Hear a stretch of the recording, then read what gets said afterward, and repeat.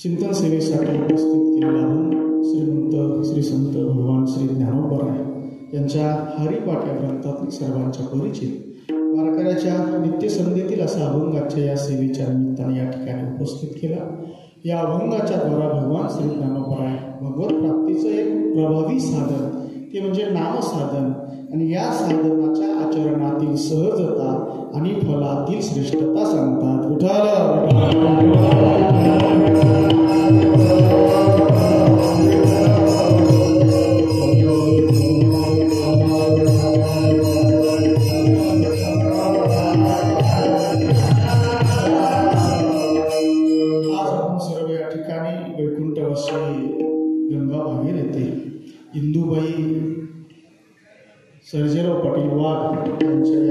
दशक्रिया विधीच्या निमित्ताने या ठिकाणी उपस्थित आहोत. त्यांच्या पश्चात असणारा सर्व त्यांचा परिवार, मग त्यामध्ये त्यांची 3 मुलं आहेत, त्याचबरोबर त्यांची एक कन्या आहेत. आधी करून सर्व असणारा वाघ परिवाराची सर्व नातलग मंडळी, सर्व स्नेहीजन मंडळी, सर्व पाहुणे मंडळी, त्याचबरोबर सर्व आपण ग्रामस्थ मंडळी, सर्व गावकरी मंडळी आणि विशेषत्वाने या ठिकाणी उपस्थित सर्व आदरणीय महाराज मंडळी, सर्व भजनी मंडळी, सर्व गायनाचार्य, त्याचबरोबर मृदंगाचार्य आणि आधी करून आपण उपस्थित सर्व सज्जन श्रोतृगण वर्ग या ठिकाणी बहुसंख्येने उपस्थित आहे. पूज्य मातोश्री इंदुबैयाजी यांना एक भावपूर्ण आदरांजली, श्रद्धांजली, तिलांजली देण्यासाठी या ठिकाणी आपण उपस्थित. या निमित्तानं थोडीशी भगवत चिंतन सेवा व्हावी, थोडीशी हरिकीर्तन चिंतन सेवा व्हावी, या अनुषंगाने ही कीर्तन सेवेच्या निमित्तानं या ठिकाणी ज्ञानोबारांच्या हरिपाठ या ग्रंथातील अभंग सर्वांच्या परिचित आहे, सर्वांच्या पाठातील, सर्वांच्या या ठिकाणी कानपाठ आहे. बहुधा वारकऱ्याच्या तो नित्य संध्येतील असा अभंग आहे. आपण एकूण जर या महाराष्ट्राचा आणि किंबहुना जर विचार केला तर इथं प्रत्येक माणसाचा बहुधा हरिपाठ हा पाठच आहे. कारण का, मूळतः हे वाङ्मय अतिश्रेष्ठ आहे आणि त्याचबरोबर या वाङ्मयाची सेवा करणारी परंपरा सुद्धा तेवढी सनातन आणि तेवढी श्रेष्ठ आहे.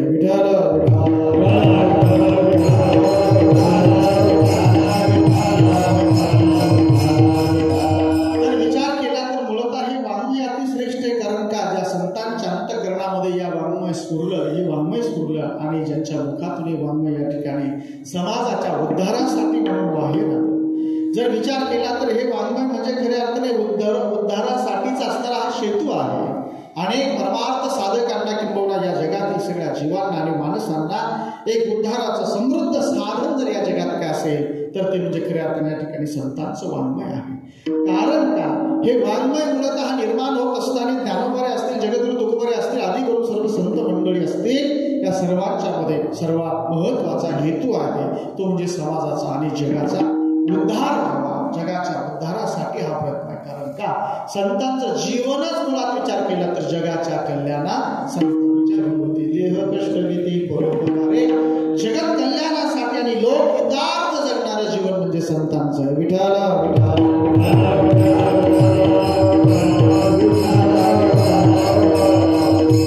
परतत्वाचा स्पर्श प्राप्त झालेलं अंतःकरण म्हणजे संतांचं अंतःकरण आहे आणि त्या अंतःकरणामध्ये स्फुरलेले आणि लोकहितासाठी आणि लोककल्याणासाठी, जगत कल्याणासाठी स्फुरलेलं वाङ्मय म्हणजे संतांच्या अंतःकरणामध्ये खऱ्या अर्थाने स्फुरलेले. वाचे बरवे कवित्व, कवित्व बरवे रसिकत्व, रसिकत्वी परतत्व स्पर्श जैसा जर विचार केला तर परतत्वाचा स्पर्श प्राप्त झालेला अंतःकरण म्हणजे संतांचं अंतःकरण आहे आणि त्या अंतःकरणातून स्फुरलेलं वाङ्मय म्हणजे हे संत वाङ्मय म्हणून हरिपाठ या ग्रंथाचा विचार जर केला तर केवढी मोठी साधना हरिपाठ या ग्रंथाची माणसं करतात.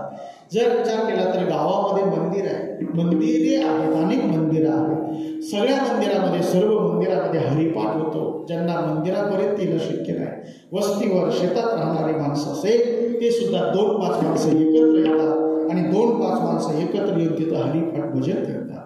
मग हा हरिपाठ म्हणत असताना आजोबा असतील, आजी असेल, घरातील ज्येष्ठ माणसं, प्रौढ माणसं असतील, अशा वेळी घरातली छोटी लहान लेकरं सहजच त्यांच्या अवतीभोवती असतात आणि अवतीभोवती खेळत असताना किंवा तिथं असतात आजी आजोबा हरिपाठ घेत असतात, हरिपाठ म्हणत असतात आणि त्या हरिपाठाचे शब्द, त्या हरिपाठाचे अभंग सहजच नातवांच्या कानावरती पडतात आणि कानावरती पडून ते मनापर्यंत जातात आणि तसेच ते या ठिकाणी भावपूर्वक त्याच्या मुखातून सुद्धा येतात.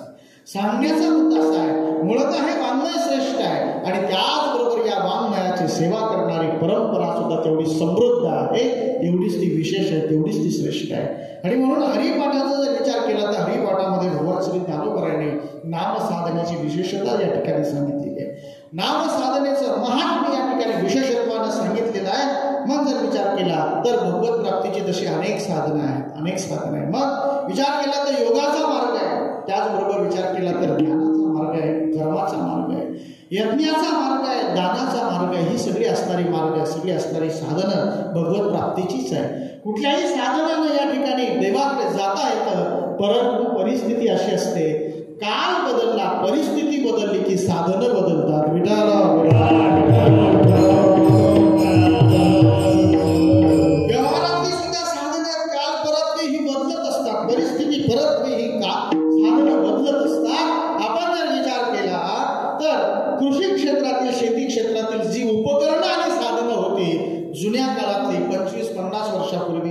ती आज राहिली नाही.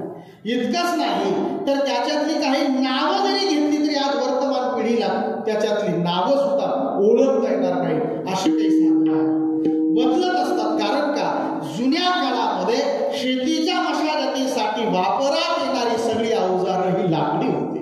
आज सगळी अवजारं लोखंडी आली, यांत्रिकता आली. बरेचशी अवजारं आहेत ती आज उपयोगातही नाहीत आणि त्याचा उपयोग करणं किंवा त्या उपकरणाचा वापर करणं हे सुद्धा माणसाला शक्य नाही, चालवता सुद्धा येणार नाही. काळ बदलला, परिस्थिती बदलली. जुन्या काळामध्ये माणसं जी ज्येष्ठ माणसं असायची ती तरुण मुलांना जे त्याला ज्ञात नसेल अशा वेळी बोलून जायची की अरे हे शिकून घ्या, जर आम्ही गेलो तर हे तुम्हाला कसं जमणार आहे, हे कोण करून देणार नाही, माणसं मिळत नाही आणि हे जर करता आलं नाही तर उपवासी राहाल, खाण्याची पंचायत होईल अशी जुनी माणसं म्हणायची. मग जर असेल तर चाऱ्याची जी काही आपण वळई म्हणा ती लावायची असेल, पांबर पेरणी म्हणा हे सगळं असेल, त्याला साडं वगैरे भिन्न वगैरे म्हणायचे. हे सगळं म्हणायचे माणसं करून घ्या. पण काळ एवढा प्रगत आला, काळ एवढा आधुनिक आला, आता याची गरजच नाही.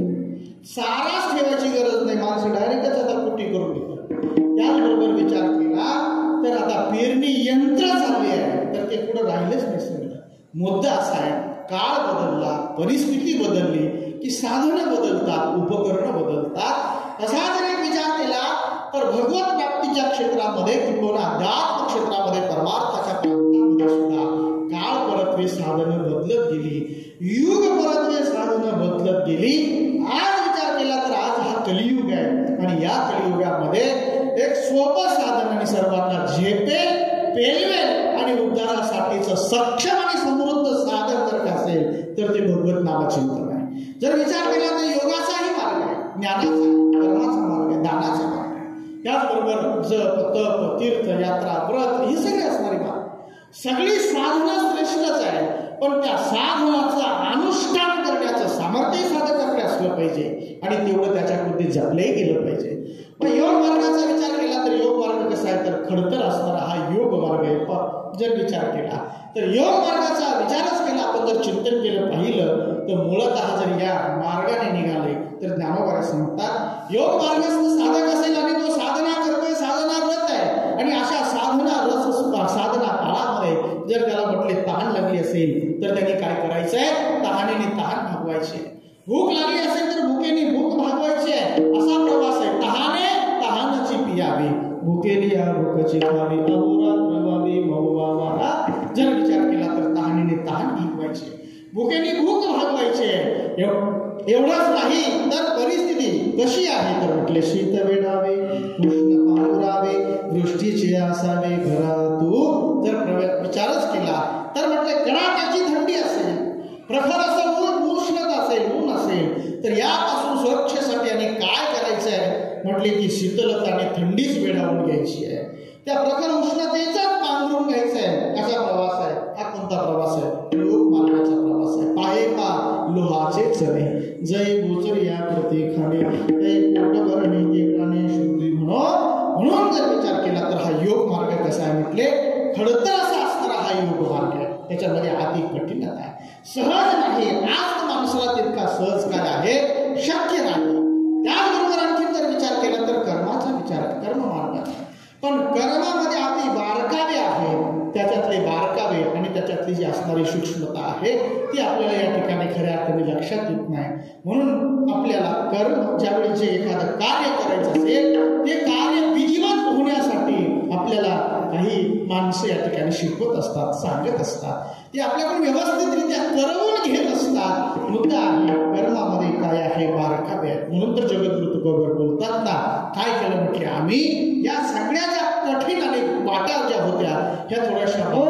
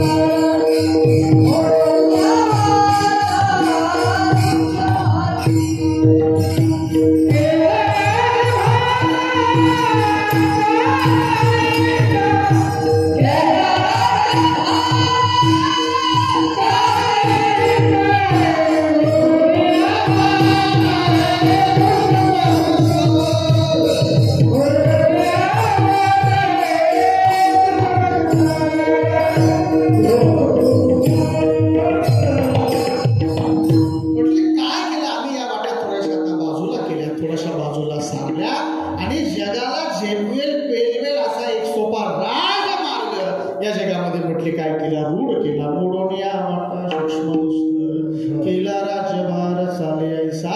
म्हणून या ठिकाणी जर विचार केला तर या थोड्याशा बाजूला केला. त्याचबरोबर आणखीन जर विचार केला तर अनेक सगळे मार्ग आहेत. त्याच्यामध्ये दान मार्ग आहे. दान देत असताना कधी कधी माणसाला ते थोडंसं सोपं वाटतं आणि खरं आहे. एक माणसाला जर विचार केला ना तर दान देणं सोपं आहे, फक्त त्या देण्यासाठी त्याच्याकडे उदारता असावी लागत असते. मग जर विचार केला ज्याला दान द्यायचं आहे, देत असताना सोपं वाटतं की माणूस म्हणजे काय त्याच्यामध्ये एवढं अवघड आहे.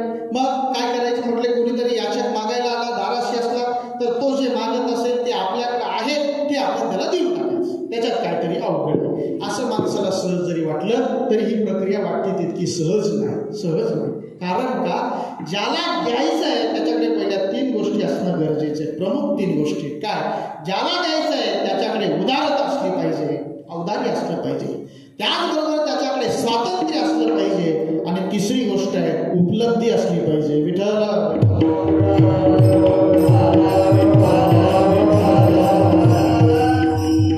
स्वातंत्र्य, उपलब्धी आणि उदारता या 3 गोष्टीचं एकत्रीकरण झाल्याशिवाय दान घडत नाही, देणं घडत नाही.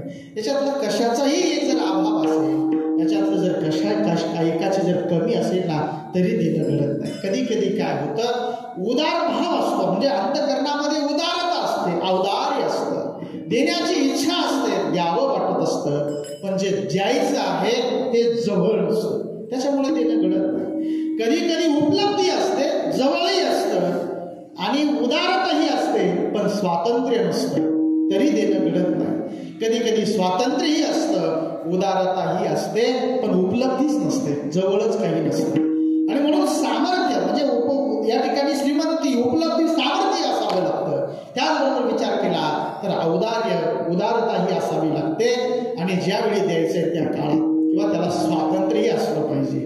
कशाचाही अभाव झाला तर देणं घडत नाही. काय झालं, एक माणूस असा रस्त्यावर उभा होता, नव्यानंच तो त्या ठिकाणी आला होता, त्याचं फारसं काही येणं जाणं नव्हतं आणि उभा होता, मोठी प्रचंड गर्दी होती, भरपूर मंडळी होते आणि एक तिथं याच्या काही चहा पाण्यासाठी 10-20 रुपये मागत होता आणि मागत असताना तो अनेकांकडे जायचा, मागायचा, त्याला मात्र कोणी देत नव्हतं.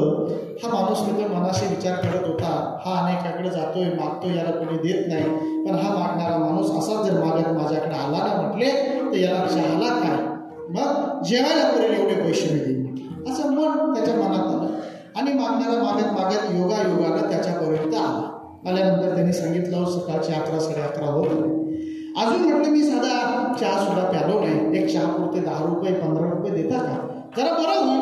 हा माणूस म्हटलं, आता तरी अशी कोणती चहा पिण्याची वेळ आहे, कशाला चहा पिण्यामध्ये आता तू पैसे खर्च करतो, वेळ घालवतो, एक काम कर म्हटले, तुला जेवायला पुरेल एवढे पैसे मी देतो, असं कर, 1 वेळेच्या नाही 2 वेळेला पुरेल एवढे पैसे देतो जेवायला, असं म्हटलं ना हात खिशाकडे नेला. दुर्दैव, त्याचा हात जसा खिशात गेला तसाच खाली आला, आतमध्येच काही नव्हतं. सांगण्याचा मुद्दा आहे, द्यावं जरी वाटलं तरी जवळ असलं पाहिजे, उपलब्धी असली पाहिजे, त्याचबरोबर उदारता असली पाहिजे. कधी कधी उपलब्धी असते पण उदारता नसले तरी, दातृत्व नसलं तरी दान घडत नाही. त्याचबरोबर स्वातंत्र्य असावं लागतं. कधी कधी उदारताही असते आणि उपलब्धी असते, पण स्वातंत्र्य नसेल, तो देण्यासाठी स्वतंत्र नसेल तर त्याला ते देता येत नाही. मुद्दा असा आहे, या 3 गोष्टी एकत्रित याव्या लागतात. यदा कदाचित या 3ही गोष्टी एकत्र आल्या तरी ते दान सात्विक घडलं पाहिजे, कारण दानात सुद्धा 3 प्रकार आहे. विठ्ठल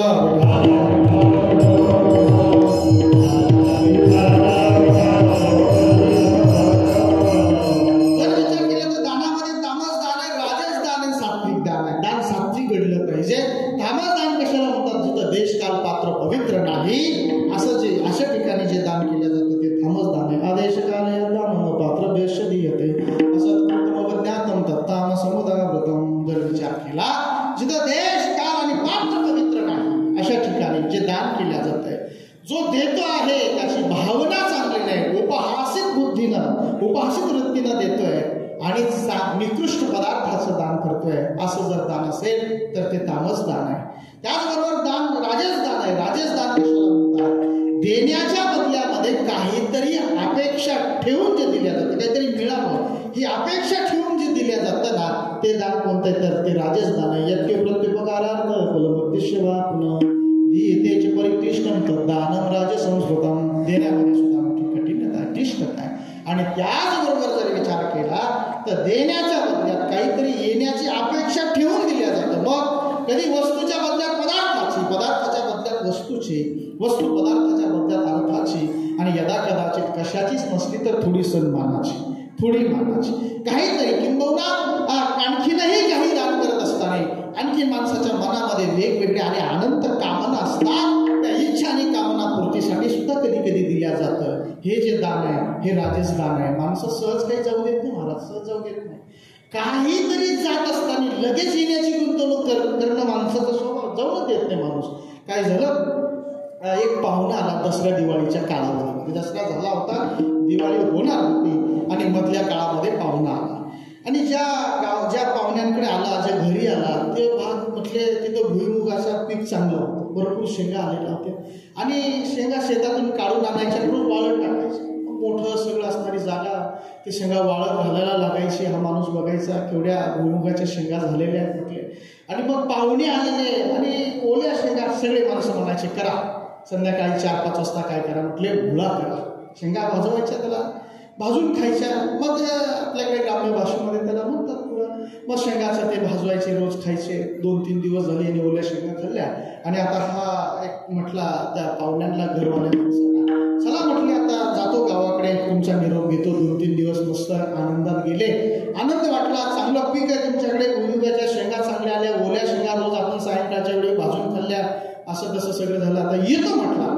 येतो म्हटलं पाहुणे ते घर मला म्हटले या, काही हरकत नाही, पुन्हा या कधी सवार काढून वेळ काढून या म्हटले. तो म्हटलं येऊ पुन्हा, पण आता जरा चाललोच होतो. 2-3 दिवस झाले तर ओल्या भुईमुगाच्या शेंगा खाल्ल्या, फारच टेस्टी लागल्या. घरी जरा लेकरं बाळ आहेत, वयस्कर माणसं आहेत, थोड्या 1-2 किलो द्या म्हटले. त्या घरातला घर मालक मोठा श्रीमंत माणूस होता, समृद्ध माणूस होता, मोठ्या मनाचा होता, उदार होता.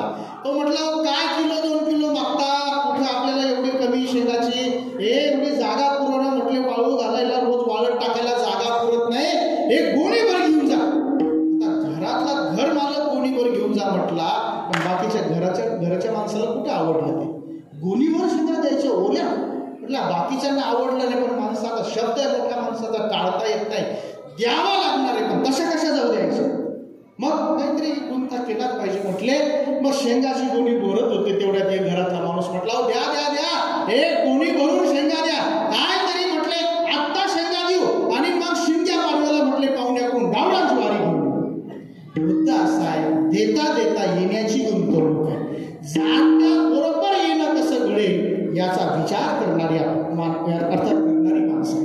मुद्दा असा आहे की राजेश दान कशाला म्हणतात, देण्याच्या बदल्यामध्ये येण्याची इच्छा ठेवून किंवा काहीतरी मिळावं हे ठेवून जे दिलं जातं त्याला राजेश दान म्हणतात. दान कसं घडलं पाहिजे तर दान सात्विक घडलं पाहिजे.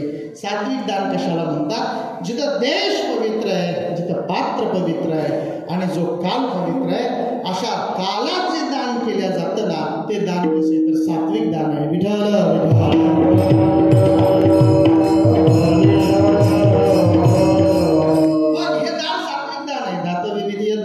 दीयते नोपकारिणे देशे कालेचे पात्रेचे तद्दानं सात्विकं कृतं.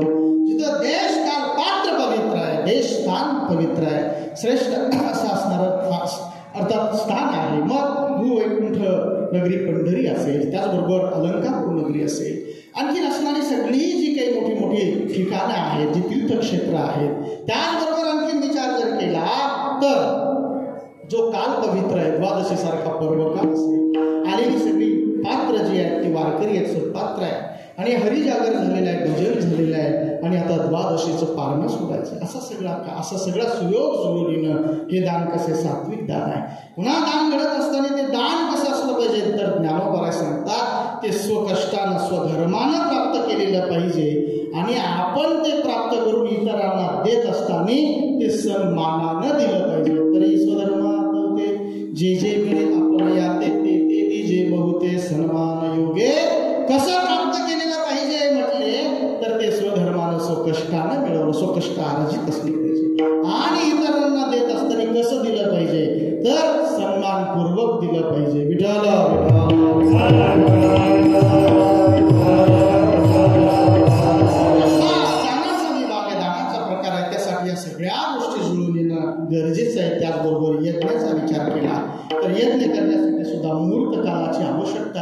काळाची गरज आहे. त्याचबरोबर याज्ञिक आहे, यजमान आहे, समिधा आहे, या सगळ्या गोष्टींची गरज आहे. त्याचबरोबर आणखी विचार केला तर तीर्थयात्राधिकांचा विचार आहे. तर तीर्थयात्रेला सुद्धा जात असताना कसं गेलं पाहिजे, तर तीर्थयात्रे सुखे जाऊ वाचे विठ्ठल नाम घेऊ संता संगे सेवू वासुदेव धनीवरी. म्हणून हा सगळे असणाऱ्या प्रत्येक गोष्टी, प्रत्येक साधनाचा विचार केला तर कुठं देशकाल अवस्थेचं बंधन आहे, तर कुठं देशकाल पात्राचं बंधन आहे. कुठं देशकाल अवस्थेचं आहे, कुठं देशकाल पात्राचं बंधन आहे. पण भगवत नामचिंतनाचा आणि नामसाधनाचा जर विचार केला तर इथं म्हटले काय आहे, काळा वेळाचं बंधन नाही, अभंगाचं बंधन.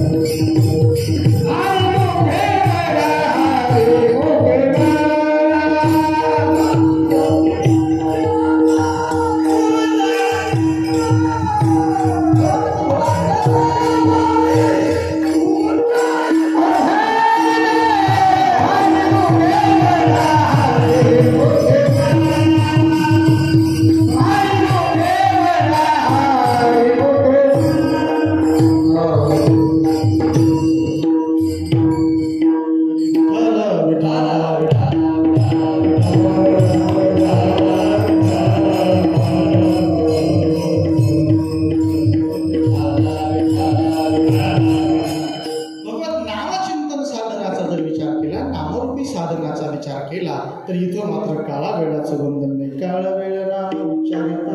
मग तुम्ही जिथं असाल आणि ज्या स्थितीमध्ये अर्थात ज्या परिस्थितीमध्ये असाल तिथं तुम्ही भगवत नामचिंतन घेऊ शकता. इतकंच नाही तर जगद्गुरु कुमाराने आम्हाला निर्मळ आणि एक संधी दिली. कामामध्ये काम काही म्हणा राम राम जाईल सुख होईल असे तुम्ही तुमचं कर्तव्य कारभार आणि कार्यभार सांभाळत भगवत नामचिंतन करू शकता. असोने संसारी जिव्हावे करी. मग आपण आपला कार्यभार कर्म या सगळ्या गोष्टी सांभाळून भगवत नामचिंतन घेऊ शकतो, भगवत नामचिंतन करू शकतो. मग काळा वेळाचं त्यासाठी बंधन नाही. श्रेष्ठ असं असणारं ठिकाणच पाहिजे असे काही बंधन नाही. जिथं भगवत नामसाधनाची विशेषता अशी आहे, एखाद्या आज आपली जी असणारी सगळी विशेष क्षेत्र आहे त्या क्षेत्राचा महिमा आपण जर कधी पाहू गेलो तर एखाद्या ठिकाणी जाऊन एखादे साधू पुरुष संत महात्मे साधना करतात, तपश्चर्या करतात, भगवत नामचिंतन करतात आणि त्या असणाऱ्या ठिकाणाला सुद्धा काय आहे विशेष असं महात्म्य या ठिकाणी प्राप्त होतं. मुद्दा असा आहे की मग यासाठी म्हटले या सगळ्या काही गोष्टीची काय आहे आवश्यकता नाही की भगवत नामचिंतन कसे म्हटले तुम्ही जिथं असाल ज्या स्थितीत असाल तिथं ते भगवत नामचिंतन घेऊ शकतात. त्यासाठी काळा वेळाचं बंधन नाही. काळ वेळ नाम उच्चारिता नाही. आता फलाचा विचार जर केला तर दोन्ही पक्षपाती उद्धरती. कोणती दोन पक्ष उद्धरून जातात? जो नामधारक आहे त्याचा एक मातृपक्ष आणि दुसरा पितृपक्ष. विठाल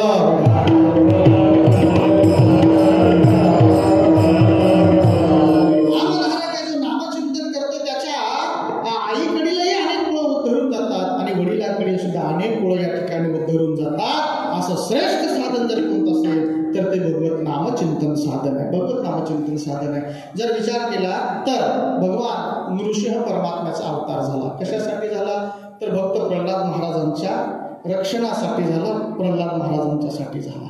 आणि मग झाल्यानंतर त्यांनी काय केलं तर हिरण्यकश्यपूचा या ठिकाणी वध केला, असं मर्दन केलं आणि भक्त प्रल्हाद महाराजांच्यावरती नृसिंह भगवान परमात्मा प्रसन्न झाले आणि सांगितलं, हे बघ प्रल्हादा, तुला काय पाहिजे ते मागावून घे, मी तुला या ठिकाणी प्रसन्न आहे.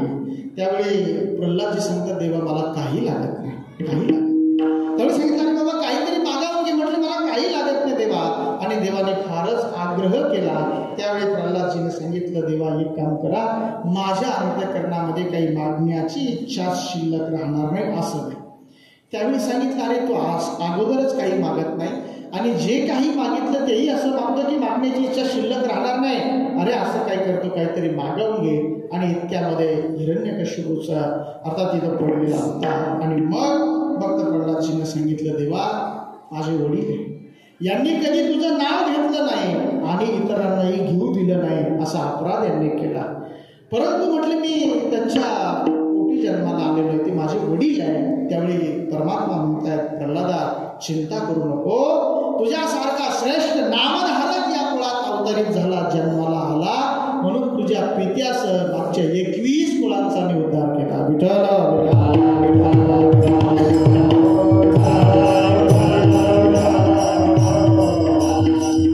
म्हणून जर विचार केला तर दोन्ही पक्ष पाही उद्धरती, एक मातृपक्ष दुसरा पितृपक्ष.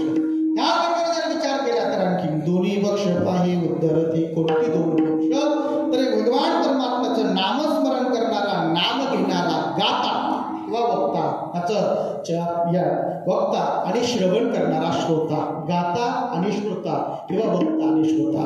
जो भगवान परमात्म्याचं यशाचं, कीर्तीचं, चरित्राचं चिंतन करतोय, गायन करतोय असा असणारा वक्ता किंवा नामस्मरण करणारा, नाम घेणारा तो गाता आणि त्याचबरोबर श्रवण करणारा श्रोता. दोन्ही पक्ष पायी उद्धरती. कारण का कधी कधी काही माणसं म्हणत असतात की हो आम्हाला काय म्हटले टाळ वाजवता येत नाही, आम्हाला काय म्हटले आता हे मृदंग आम्ही शिकलोच नाही, आणखीन आम्हाला भजनाला म्हणायचं म्हटलं तर चाल वगैरे येत नाही, असे कधी कधी माणसं म्हणत असतात. नाहीतर आम्हाला पण भरपूर आवड आहे. ठीक आहे, हे सगळं जरी यदा कदाचित आपल्याला शक्य नसेल, फक्त आपण श्रवण जरी केलं तर श्रवण सुद्धा सामान्य नाही. मोक्षाशयायिता श्रवणाची माझी मोक्ष, अर्थात मोक्ष प्राप्त होतो ही श्रवण शक्ती आहे, श्रवणाचं सामर्थ्य आहे. म्हणून श्रवण सुद्धा सामान्य नाही. फक्त ऐकायचं काय, मात्र हरिकथा ऐकली पाहिजे. जे गाती ऐकते सादर पवित्र हरिकथा जर विचार केला तर काय असा या ऐकण्याचा आणि भगवत नामचिंतन घेण्याचा केवढा मोठा फायदा आहे. जळती वृक्षांचे डोंगर शुद्ध होती नारी नर, गाती ऐकते सादर जे पवित्र हरिकथा. जे गातात ऐकतात दोघांनाही फलश्रुती आणि लाभ कसा आहे म्हटले सारखाच आहे. विठाला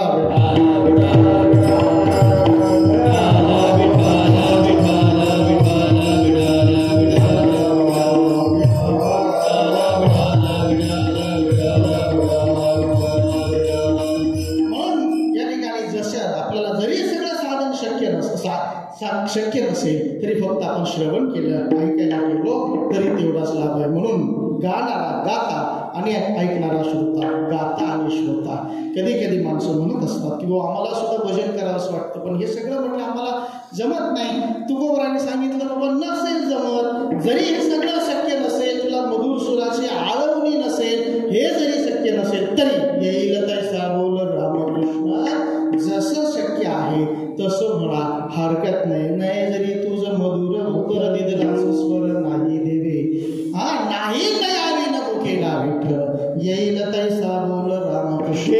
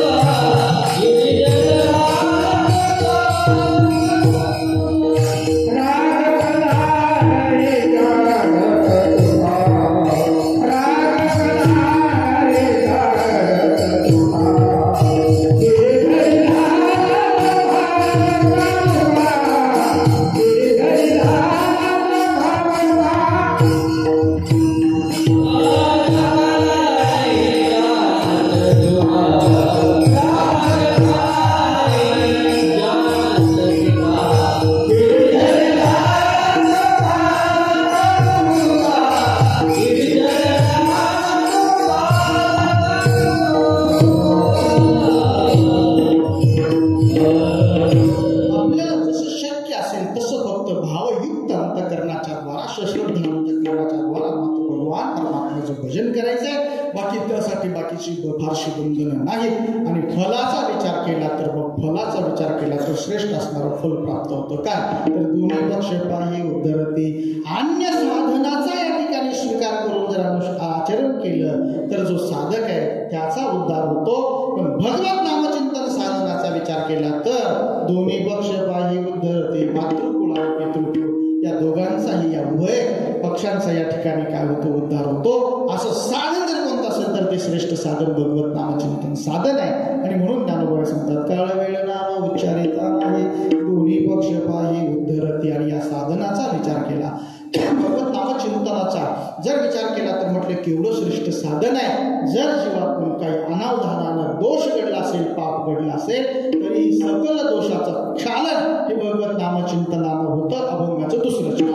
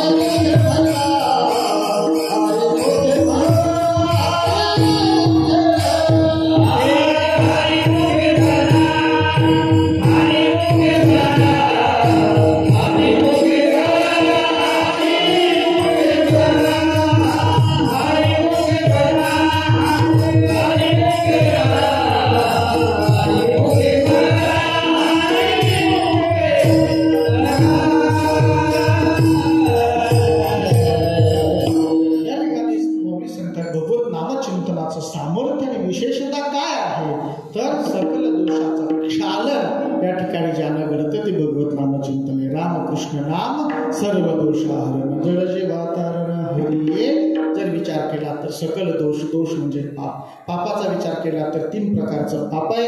मग जर विचार केला तर पाप उपपाप महापाप पापाचे प्रकार आहे. त्याचबरोबर विचार केला तर काही वाचिक मानसिक ही 3 प्रकारचं पाप आहे.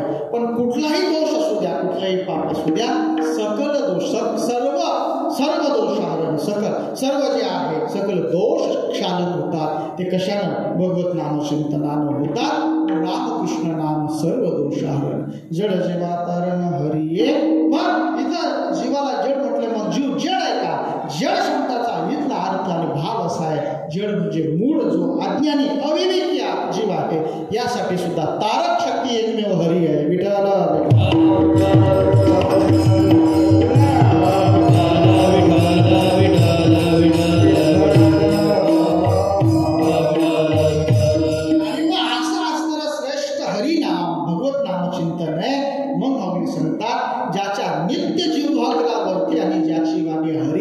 साठी समर्पित आहे त्याच्या आध्यात्मिक दैवाचं काय वर्णन करावं. अभंगाचं तिसरं हरी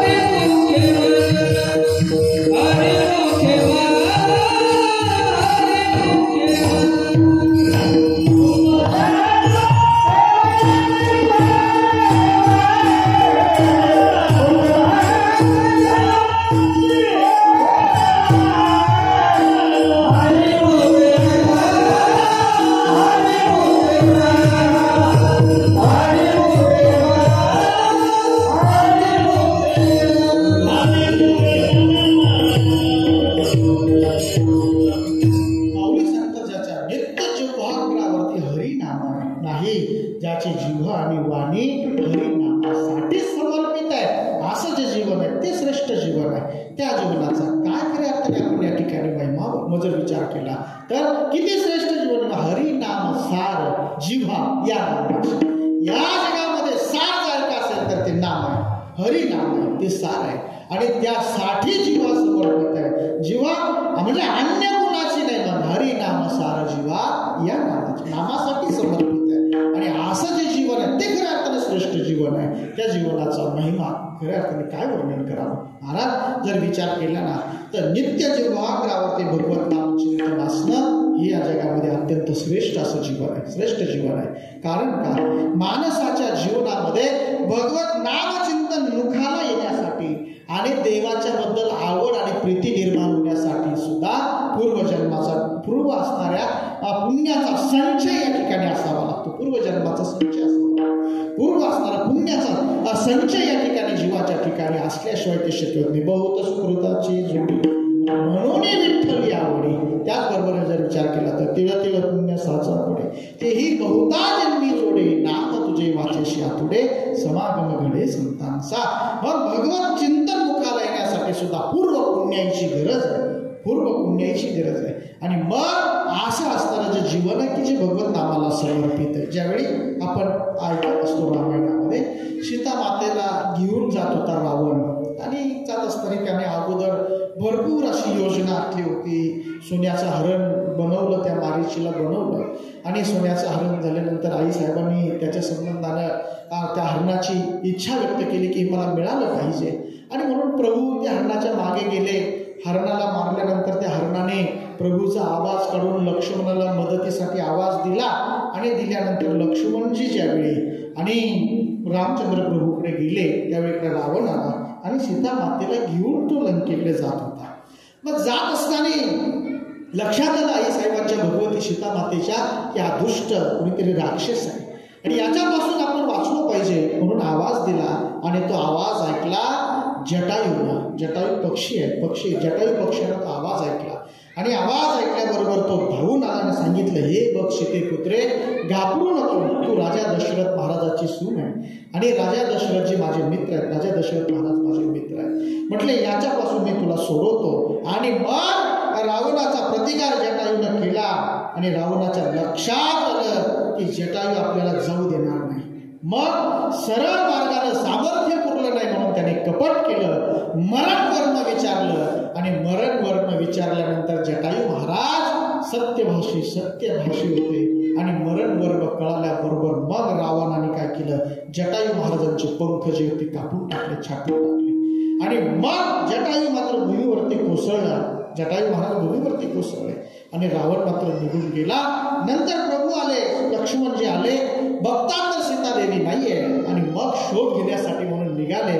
जटायू महाराज मिळाले, प्रभूजी खाली बसले, लखनजी खाली बसले, आणि जटायू महाराजांचं मस्तक प्रभूने आपल्या मांडीवरती घेतलं. आणि जटायू महाराजांचं मस्तक मांडीवर घेतल्यानंतर जटायूनं घडलं ते सगळा प्रकार सांगितला. आणि मग प्रभू जटायूला म्हणतात, जटायूला म्हणतात, महाराज तुम्ही जर म्हणत असाल तर तुम्हाला मी पूर्ववत करतो, जीवदान देतो. त्यावेळी जटायूचे उद्गार आहे, प्रभू आता थांबून काय करायचं, एवढा सौभाग्याचा क्षण आणखी कोणाच्या जीवनात येणार आहे. जगाचा मालक प्रभू रामचंद्र परमात्मा माझ्या समोर आहे, माझ्या मुखामध्ये तुमचंच नाम आहे आणि माझ्या नेत्राने मी तुम्हाला पाहतोय. आता थांबून काय करायचंय, नामचिंतन करत करत तुमच्याकडे येणं बास, आता थांबून काय करायचंय देवा. मग प्रभू म्हटले पाणी वगैरे घ्या, पाणी घ्या म्हटल्यावर जटायू बोलतोय, जटायू महाराज बोलताय, आता पाण्याचा सुद्धा विक्षेप नको, पाण्याचा घोट माझ्या मुखात असेल तितकंच तुमच्या नामचिंतनामध्ये विलंब येईल, तेवढ्याच तुमच्या नामचिंतनात अंतर पडेल आणि त्याचा तुम्हाला विक्षेप होईल. पाणी सुद्धा नको. हरिनाम सार जिव्हा या नामाची, अर्थात नित्य जिव्हाग्रावरती भगवत नाम चिंतनच आहे, बोलणीची नाती. आता देवाविन काही सदा नाम घोष करू, हरी कथा करू, याची कथा नामाचा गज. सगळ्या अर्थात जीवनामध्ये भगवत नामचिंतन आणि कथेसाठीची वाणी समर्पित आहे. मग हरिनाम सार जिव्हा या नामाची उपमा त्या दैवाची देवाची पूर्ण वाणी, मग खऱ्या अर्थाने असं असणारं जीवन भाग्यवान आहे, दैववान आहे. आणि मग अशा असणाऱ्या म्हणून हरी नाम जे आहे या जगामध्ये सार आहे आणि त्या संबंधानं जीवन समर्पित असणं तेच जीवन दैववान भाग्यवान जीवन आहे.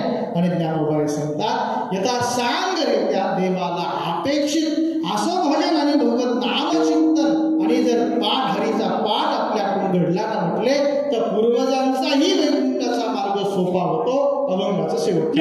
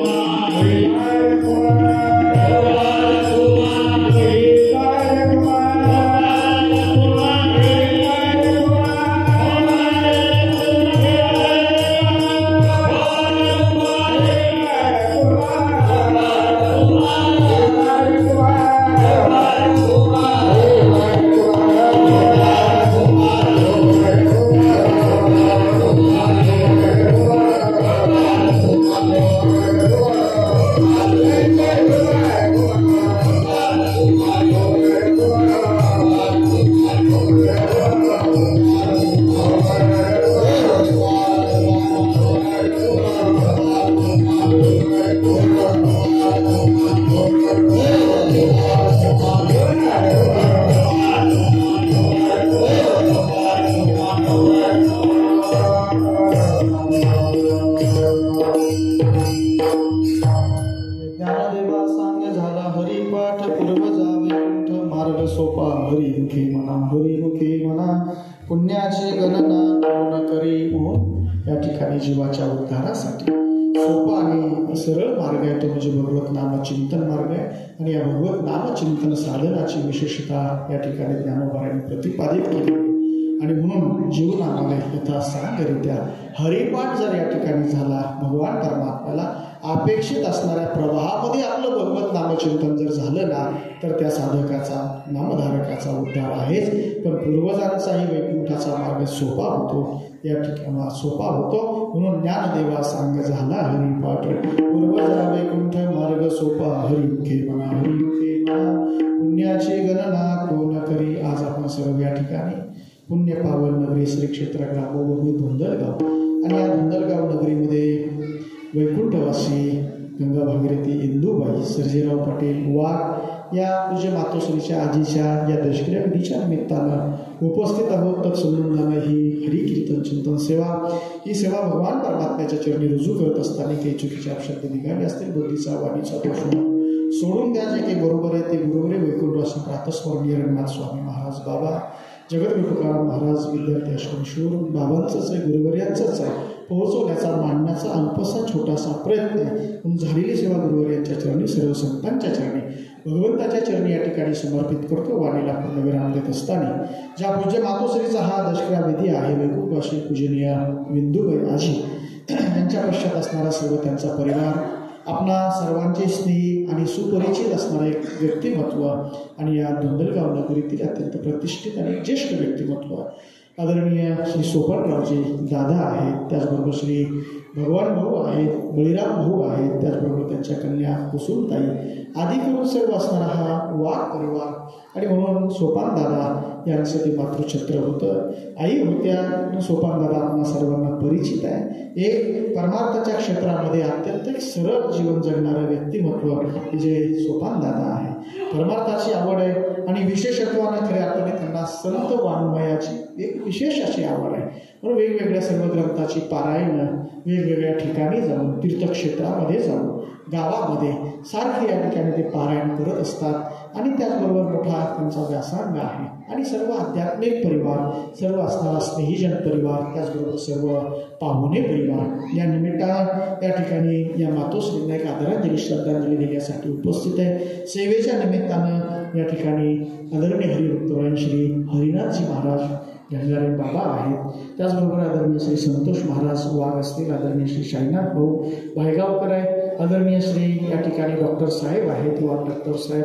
त्याचबरोबर श्री या ठिकाणी शिवाजी काका वंदिरवाडी भजनी मंडळाचे अध्यक्ष श्री बाळासाहेब काका धुंदलगावकर आहेत. गणेश भाऊ असतील काका आहेत चाळकांना. मृदंग सम्राट आदरणीय श्री कृष्णाजी महाराज आहेत विनेकरी बाबा. आदरणीय हरिभक्तवरायण मृदंग सम्राट आणि त्याचबरोबर ज्ञानेश्वरीचे अंतरंग उपासक आमचे परममित्र श्री गणेश महाराज जाधव. त्याचबरोबर आमचे ज्येष्ठ गुरुबंधू आदरणीय श्री हरिभक्तवरायण ज्ञानेश्वर महाराज गायकवाड जुनोनेकर. त्याचबरोबर आदरणीय श्री दत्तूभाऊ असतील शिवनाथ भाऊ सर्व गावकरी वारकरी टाळकरी मंडळी उपस्थित सुद्धा अनेक सगळी ज्येष्ठ मंडळी संप्रदायातील मोठी सेवा करणारी सामाजिक योगदान देणारी सर्व स्नेहीजन मंडळी या निमित्ताने या ठिकाणी उपस्थित आहे. माणिकांना असतील पिंपळगावकर त्याचबरोबर श्री आदरणीय गोविंदरावजी काका मुंडवाडीकर आहे तिडीकर पाहुणे असतील लासू स्टेशनचे या ठिकाणी सेट आहे. सर्व मंडळी मागे बसलेले आणि आपल्या या वैजापूर तालुक्यातील अत्यंत एक ज्येष्ठ जाणत असं व्यक्तिमत्व आदरणीय ॲडव्होकेट श्री प्रमोद दादा जगताप पाटील असतील. त्याचबरोबर सर्व अनेक मान्यवर मंडळी आहेत. सोपा या ठिकाणी विठ्ठल दादा आहे. सर्व स्नेहीजन मंडळी आदरांजली देण्यासाठी उपस्थित आहे. आपले गारसकर आबा आहेत.